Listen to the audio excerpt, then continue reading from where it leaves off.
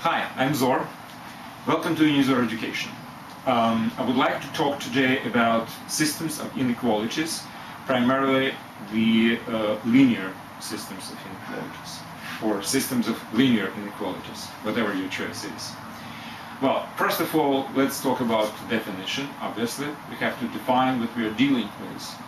So, what is a system of linear inequalities? Well, that's basically two or more greater or equal or less than or equal conditions on certain number of linear functions which depend on the same set of arguments. So let's say you have a set of arguments. It can be one argument, it can be two arguments, it can be 25 arguments. And you have a certain number of linear functions of these arguments.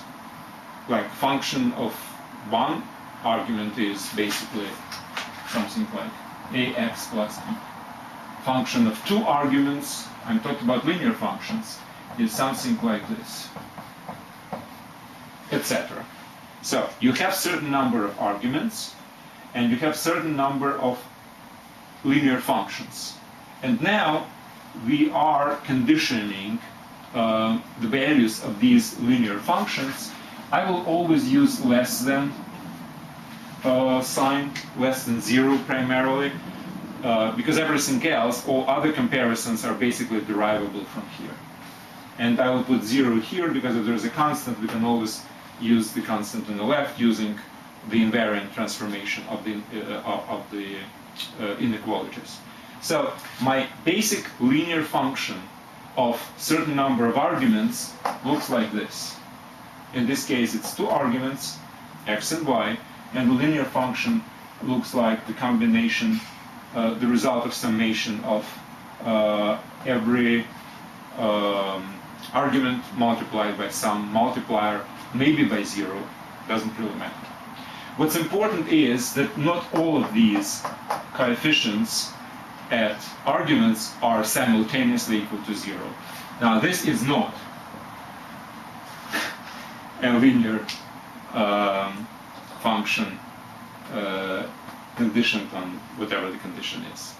So we are considering only cases which look like these, and the combination of two or more conditions on linear functions which depend on the same set of arguments is called a system of linear inequalities. Okay, so that's the definition. Now, examples, well, I just gave you a couple of examples. The first one was a condition on one particular linear function. The second one was another. Both functions are linear, so basically that's the example. Now, what is a solution to a system of linear inequality? So let's just again assume that you have certain system, let's say this one, dx plus ey plus f less than 0. So let's say this is a system. Now, the system means that x and y are arguments which are participating in two different linear inequalities. So what is a solution to this particular inequality? Well, any pair, let's call it x0 sub 0 and y sub 0. So any pair of values of the argument. In this case, I'm using the word pair because I have two arguments. If I have 10 arguments, it would be a 10 set. So in this case, it's any pair which, if substituted into these linear inequalities, simultaneously transforms them into true statement, then this is called a solution. It's absolutely similar to an equation if you have. If you have an equation, it doesn't really matter whether it's linear or not linear. What is a solution to this particular equation? This is an argument, if substituted into this function, would convert it into identity. Well, in this case, it's a true statement if you will substitute x0 and y0, if this is a solution to these both, in this case, inequalities. They all simultaneously are true. Now, if I have 10 different linear functions with 25 different arguments, what is a solution in this case? Well, this is a combination of 25 values that the first argument has the first value, the second argument has the second value, etc. And if all these 25 values of 25 arguments are simultaneously substituted against the variables in all these 10 inequalities, and all of them simultaneously are true, then this is a solution. And the last one, which is kind of, again, more of a philosophical thing, what does it mean to solve a system of, let's say, linear inequalities in this particular case? Well, it means to find all the pairs, or triplets, or sets of 25 different values, all of them, which are solutions. So to find all solutions for the system is the purpose of solving it. And whatever the methodology we will use to solve these equations, basically it's the methodology which is directed towards finding all the different pairs or triplets or whatever values of arguments. Each one of them is a solution. Now, how can we find it? Well, that's kind of a thing which we really have to talk about a little bit. You see, the problem with equations is a little simpler, because in solving the equations, you really set of finite solutions. Let's say you have an equation, I don't know, 2x plus 3 is equal to 0. Well, there is a one solution, actually. X is equal to minus 3 over 2, right? If you have a system of, let's say, two different linear equations with two different arguments, you would still have a certain finite number of solutions. Even if it's a polynomial, not just a linear function, it's still finite number of solutions. In case of inequalities, the number of solutions can be actually infinite, and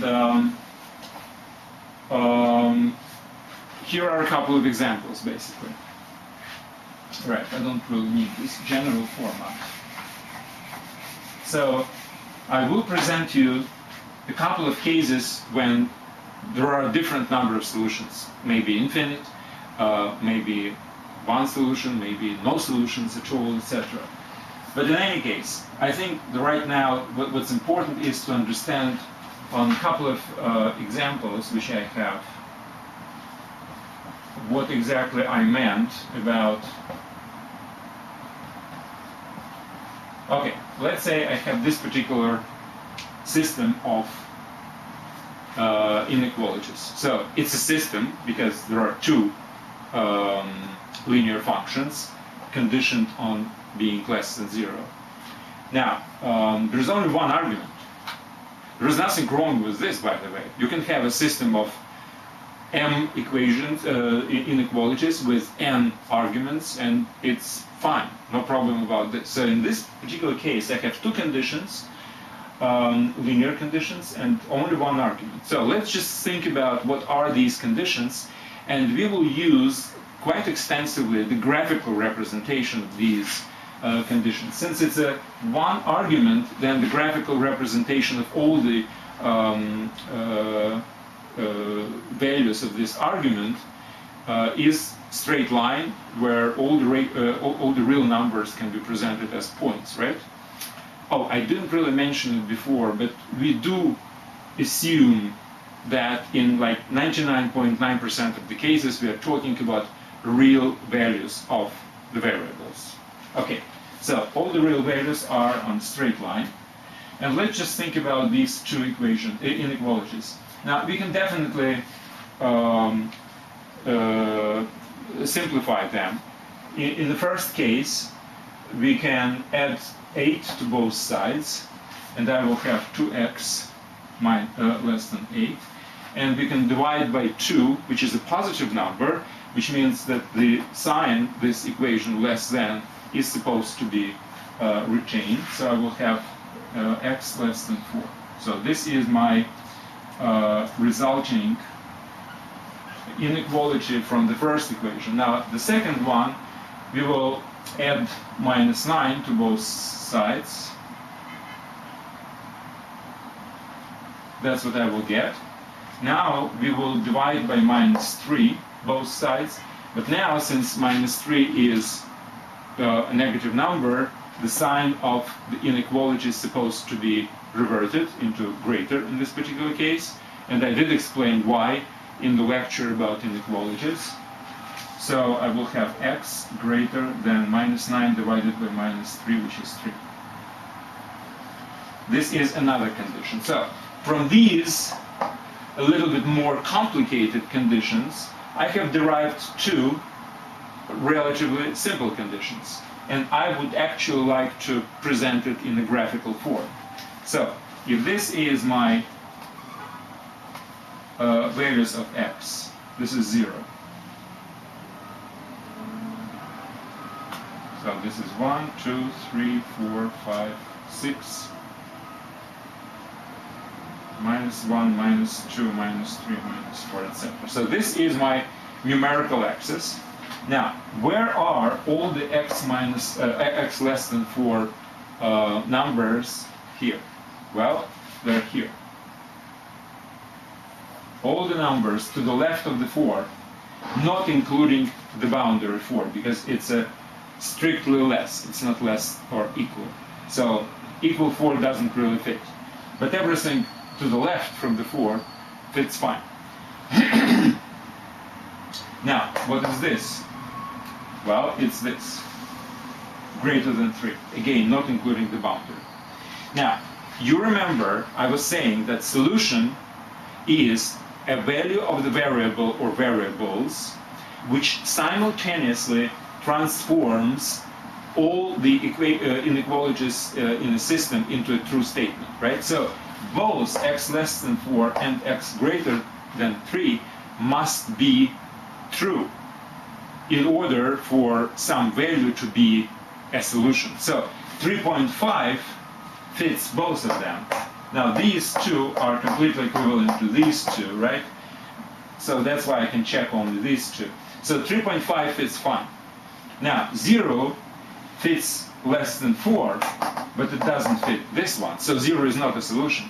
So solution is intersection without the borders, without these endpoints, between these two sets, greater than 3 and less than 4. So everything which is from 3 to 4, not including 3 and 4, is a solution.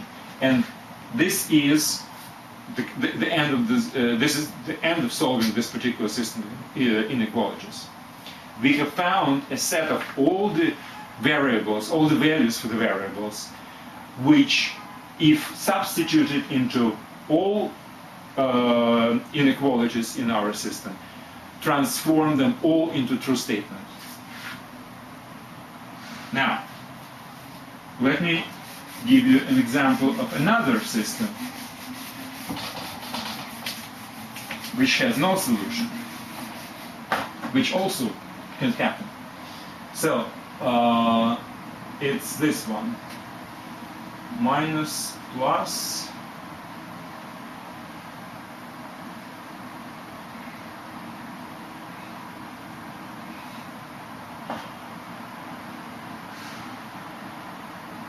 minus, plus. How about this? Well, again, let's do the manipulation and transform these two inequalities into, well, simpler format. So in this case, I can add minus 8, negative 8 to both sides. I will get minus 2x less than minus 8. Divide by minus 2. And since it's a negative number, this sign is supposed to be changed to an opposite. And I will have x greater than 4. Now this one, I add 9 to both. It will be 3x less than 9. Divide by 3, positive, so the sign of inequality is retained, x less than 3. So I have to deal with these two. And again, it's supposed to be simultaneously true. Now, again, let's just draw the line. 1, 2, 3, 4. 3, 4. So, less than 3 are these. Greater than 4 are these numbers.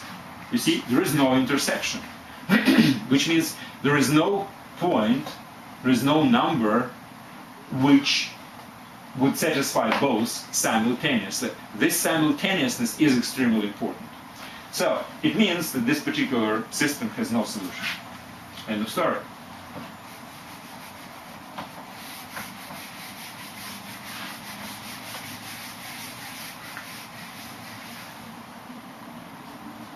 Okay. So let's talk about a general form of linear inequality of two variables. Now, let me finish maybe the previous example. This was example of one variable and two inequalities. Looks simple, right? So the next is two variables, and again we can have two or more than two inequalities which combine together certain linear functions of two arguments. Now, why I specifically emphasized 1 and 2 and maybe 3 in some other lecture cases, 1, 2, and 3 arguments? Well, because all these can have certain visual representation. If you have one argument, it can be represented on a straight line, on a numerical axis. If you have two arguments, it can be represented as a point. Every pair of two arguments can be representing a point on the coordinate plane. And any three variables, analogously, can actually represent a point in a three-dimensional space. Now, we don't go any further than that, because it's kind of difficult to imagine four-dimensional space. So we will concentrate on 1, 2, and 3. And 2 actually would be probably more, well, familiar maybe, because it's easier to present it on a board. Well, 3D is also fine, but two-dimensional problems are a little bit kind of easier to view. All right, so let's talk about two-dimensional case when I have only two variables, and this is a general expression of a linear function of two arguments conditioned on, let's say, less than 0.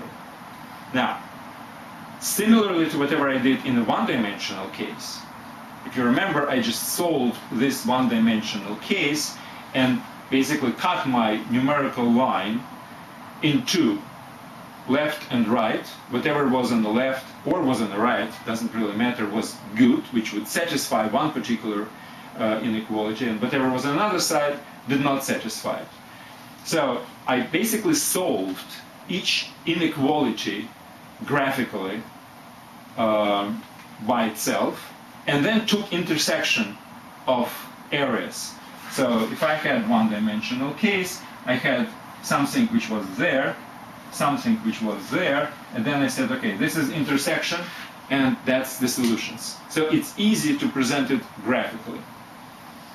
Now, in case of one dimension, I also could do it algebraically, which looks fine, basically. In case of two dimensions, it's not really easy to express, because you have basically two variables and they are interrelated, so it's not easy to express algebraically, but it's very easy to express graphically the solution to system of linear inequalities of two arguments. And here's how. Again, we will follow exactly the same strategy. If you have more than one linear inequality, let's just find out graphically where are solutions of each one of them. and then do an intersection between these areas. So what is the solution to, let's say, this particular inequality? Here is an interesting thing. If you have an equality equals to 0, what is a locus of points on the coordinate plane, the coordinates of which satisfy this particular equation? Well, everybody knows this is a general concept of a straight line on the coordinate plane. I'm sorry, I made a little mistake here. I meant y. Well, to get it into more familiar form, if no coefficient at the variable is equal to 0, so a is not equal to 0 and b is equal to 0, you can always transform this into y is equal to mx plus n, right? That's easy, especially if b is not equal to 0. Now, if b is equal to 0, you have something like, basically, well, ax plus c is equal to 0, or x is equal minus c over a. A is not equal to 0 if b is equal to 0, because if both are equal, then it's not a linear function. So one of them is not equal to 0.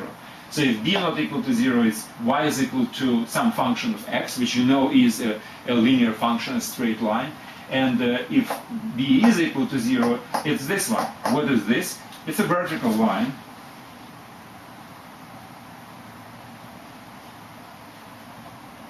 which goes through this point. So all x's on this particular line have x coordinate, all points on this line have x coordinate equal to this, and y is not restricted at all because this is equal to 0, right? So anyway, whatever a and b are, this is a straight line. So I'm kind of assuming that this is this issue is closed. It's a straight line somehow positioned on the coordinate plane. Maybe it's a vertical line, maybe it's a horizontal line, maybe it's some kind of a line at the angle, but anyway, the locus of all the points on the coordinate plane which satisfy this equation is a straight line, one straight line. That's very important, which means that outside of this straight line, this is not equal to 0. Is this logical? Quite logical. It can be less than 0 or it can be greater than 0. Now, another important point. This function ax plus by plus c is smooth in the sense that if arguments are changing very slightly, the function value is changing very slightly. So, if I have 2 points at one point on the plane, the function is positive, and at another point on the plane, the function is negative. Now, what if I'm moving from this to this? Doesn't really matter whether it's straight line or some curve, doesn't really matter. I'm changing very smoothly my arguments x and y from this point to this point, so my function should change smoothly from some positive value to some negative value, which means that somewhere along the line it must cross the point where the function is equal to 0, right?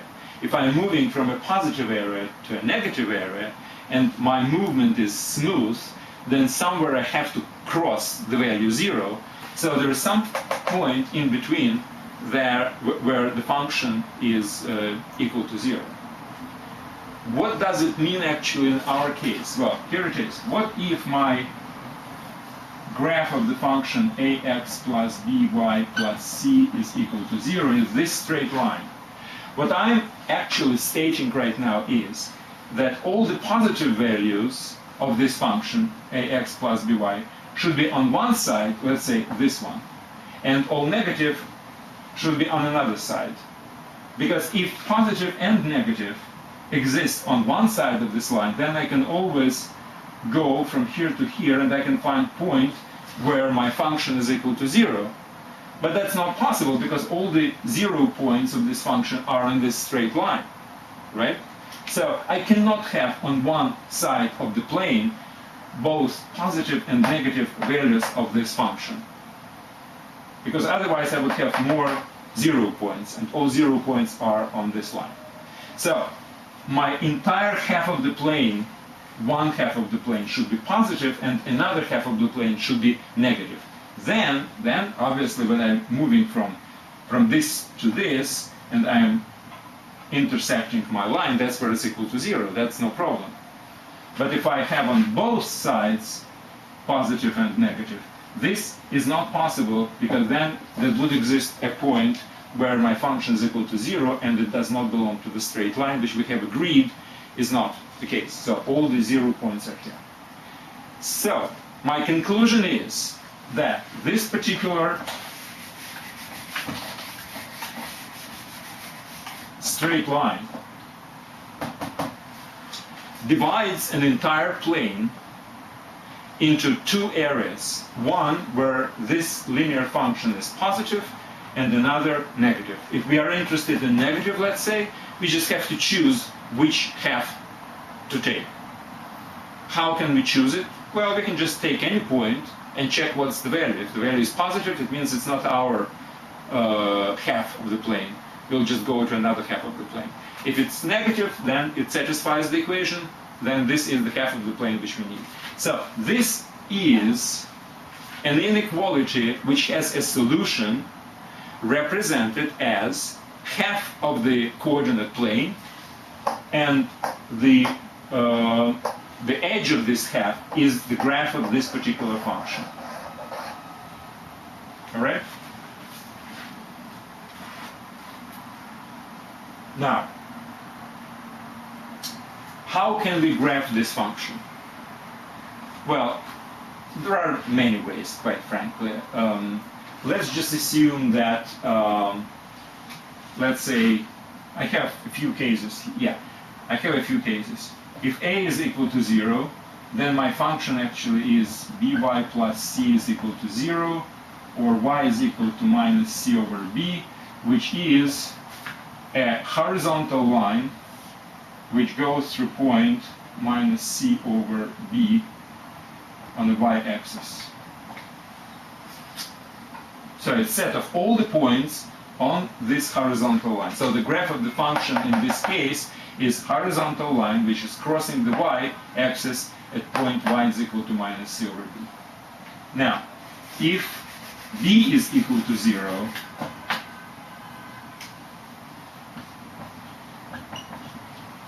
then I have an equation ax plus c is equal to 0, x is equal to minus c over a, and again, if this is my coordinate plane, let's say my x is, let's say it's here, minus c over a.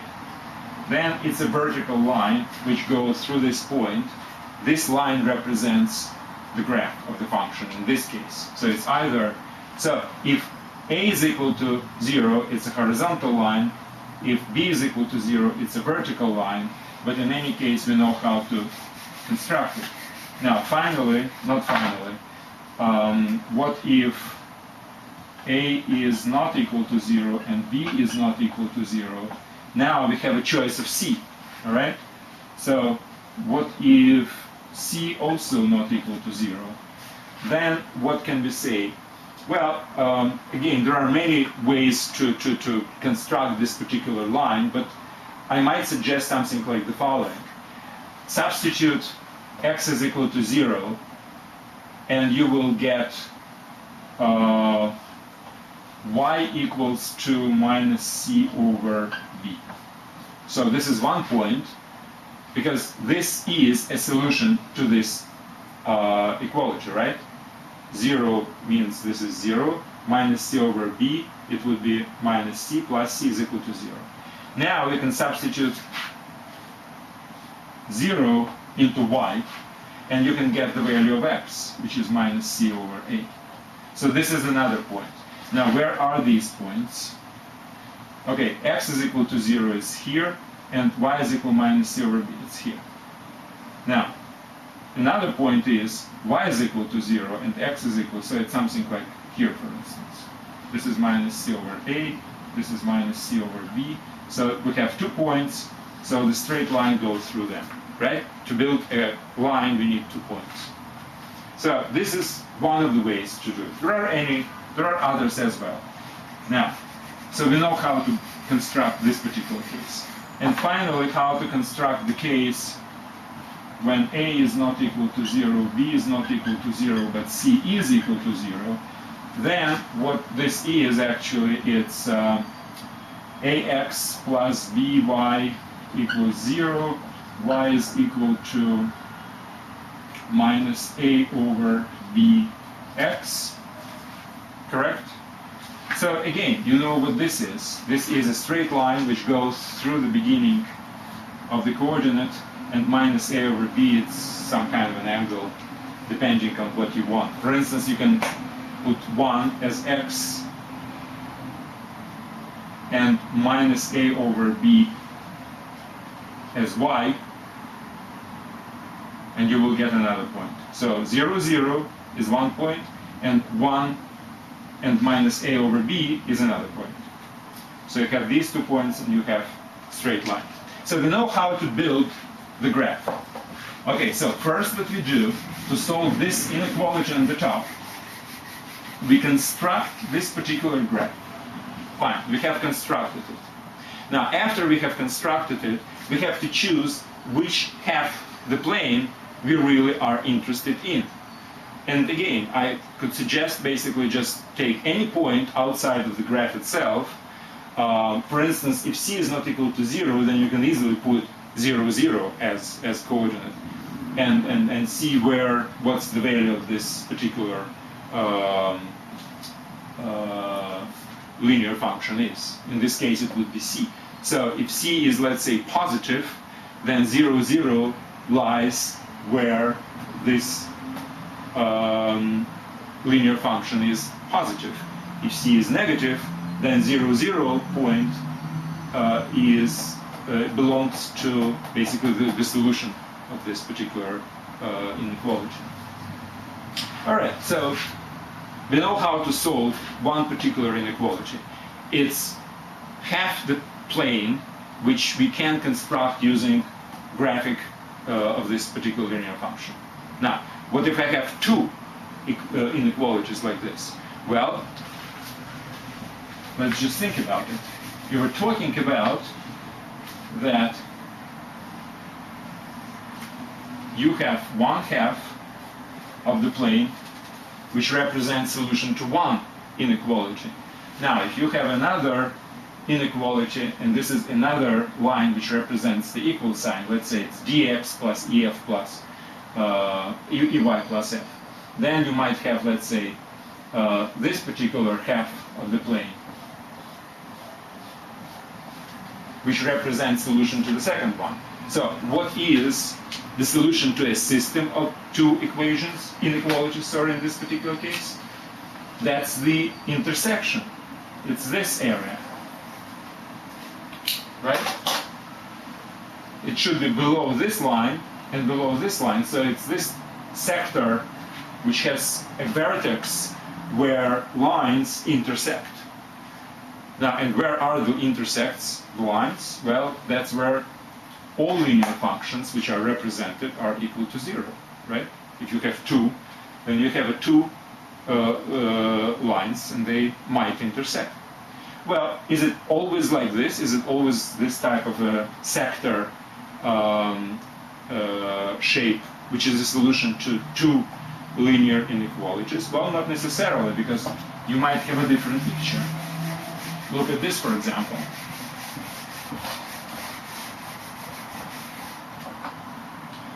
If you have one line like this and another line like this, so you have these, and you have these. Now, these are below this line, and they represent solution to one particular linear inequality. Everything above this line, these are solutions to a second one. Now intersect these two areas and you will have this area in between two parallel lines, right? And finally, what if intersection is empty? Is it possible? Yes, absolutely. If lines are parallel, then intersection can be empty, because for one particular inequality you can have this area, and for another you can have that area, and they have no intersection. So then you have nothing. So now I think we are ready to basically have a couple of examples. And here is my first example of system of two inequalities, linear inequalities. And I will write them in this way. Now, is this a system of two linear inequalities? Well, it looks like a solution, right?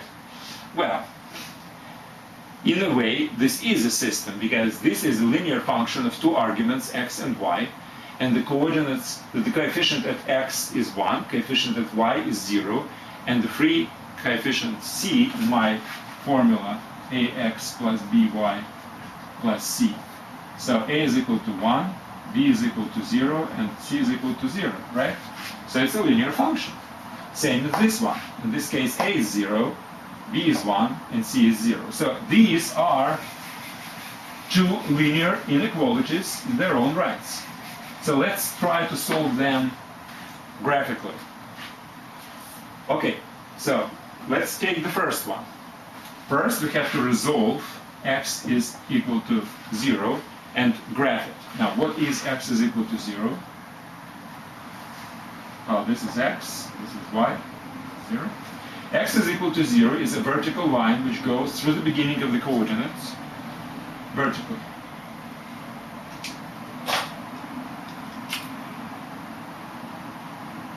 This is x is equal to 0. Now, where exactly is the area which we are interested in?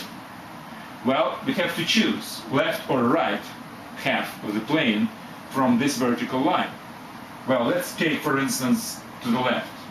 Let's put this point, for instance, which is, let's say, minus 5, 0.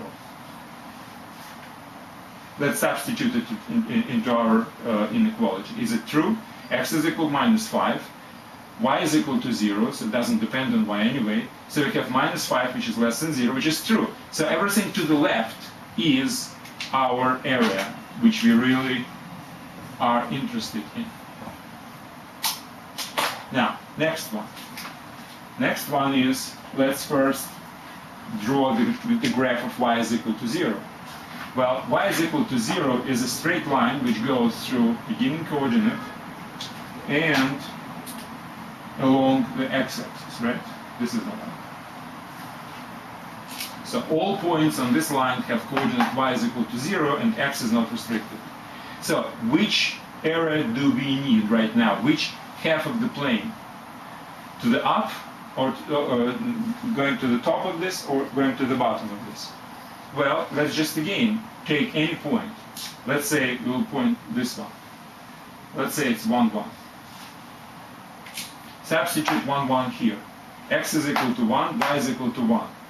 So it depends only on y, so 1 less than 0, it's false, right? Which means that this is above the line, is not the area we are interested. We are interested in the one which is below this particular horizontal line. So these are values which we are interested in. Finally, where is intersection of these two areas? One is to the left of this line, and another is down from this one. Well, intersection is obviously where I have both red and brown, which is this one. Again, second.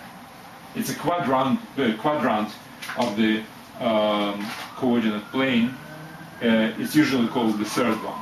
The first, the second, the third, the fourth. It's the third quadrant of the coordinate plane. This sector. all the xy pairs which are here satisfy the system of these equations. That's the clean solution in this very, very simple case, which obviously you can derive without graphing anything at all. So now we can do a little bit more complicated case. All right, the last one. Minus 2x minus 3y plus 6 less than 0, and 5x minus 3y plus 15 less than 0. So, again, let's do it according to the book. First, we draw the graph of minus 2x minus 3y plus 6 is equal to 0, and then we will find which half of the plane fits our less than condition. All right, so minus 2x plus, minus 3y plus 6 is equal to 0. How to construct the graph of this? Well, again, let's do the way how I suggested. Not necessarily the best way, but something which is easier for me right now. Let's find where is this particular line crosses the x-axis. Well, it crosses the x-axis where y is equal to 0, right? Let's find x. So if y is equal to 0, what's the value of x? Well, obviously it's 3, right? Minus 2 times 3 would be minus 6, plus 6, 0. So if y is equal to 0, this is 3. If x is equal to 0, then the line intersects my y-axis at point 2, right?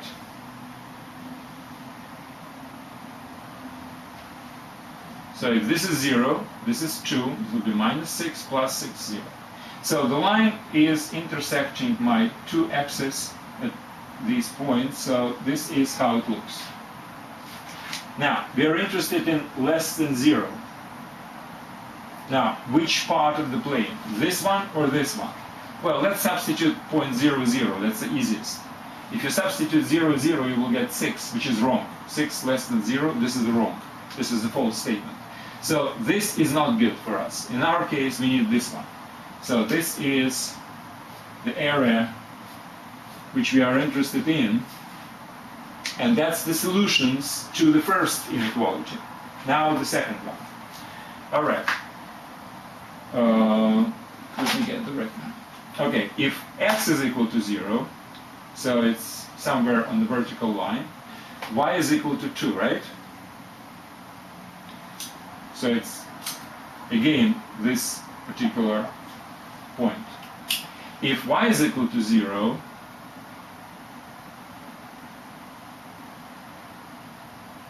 oh, I'm sorry. This is it's the first equation. You see something is wrong. Now I'm talking about the second equation, which is 5x minus 3y plus 15 equals to 0. All right. Again, if x is equal to 0, y is equal to 5. Okay.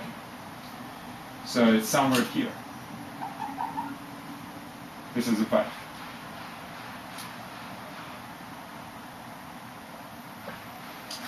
And if y is equal to 0, x is equal to minus 3.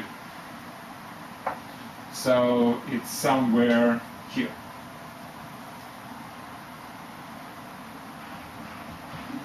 So these are 2 points. Okay. Now, my question is, this or this half of the plane represents solutions to the second inequality. Again, let's just substitute 0, 0. And what do we have?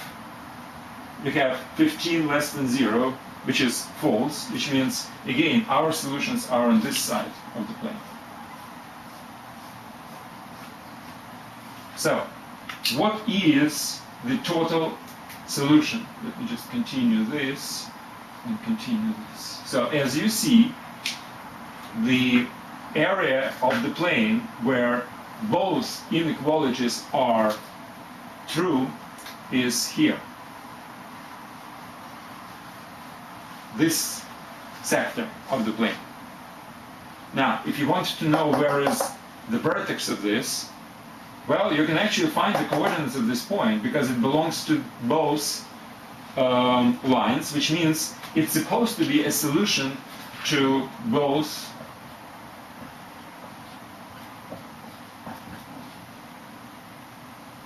equations.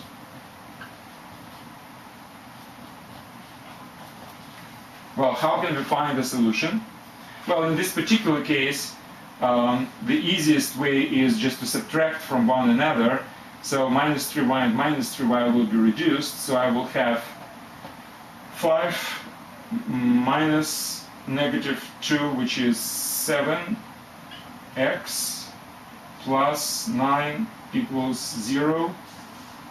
So x is equal to minus 9 over 7. Now, knowing x, I can substitute it into one of these. Let's say the first one. So I will have minus 2 times 9 over 7, but this is minus and this is minus, so it will be plus. So it's 18 sevenths, right? So 18 sevenths. Now, minus 3y plus 6 is equal to 0. So y is equal to 8 sevenths plus 6 divided by 3. And what will it be? 7 plus 6, 7 times 6 is 42, it's 60. 60 over 7, and then over 3, it would be 20 over 7. Okay. So y is equal to 20 over 7. So this point has coordinates x is minus 9 sevenths, something like here, and y is 20 sevenths. Almost 3, and this is slightly more than 1. That's coordinate of the vertex. Again, if you're interested, not necessarily you are, I understand. All right, so basically, this completes my explanation about what the linear system of inequalities actually is, and how to solve it in case of 1 and 2 arguments. Graphically is probably the most important methodology which you would use, and I will probably have a few examples as problems, which I will talk about in the next lecture, to get into the details of the methodology, and I do recommend you to follow up with these. That's it. Thank you very much. Don't forget that unizor.com contains notes for this lecture and for all other lectures. It also has exams, so your supervisors or parents can actually control the educational process if they're registered. And good luck.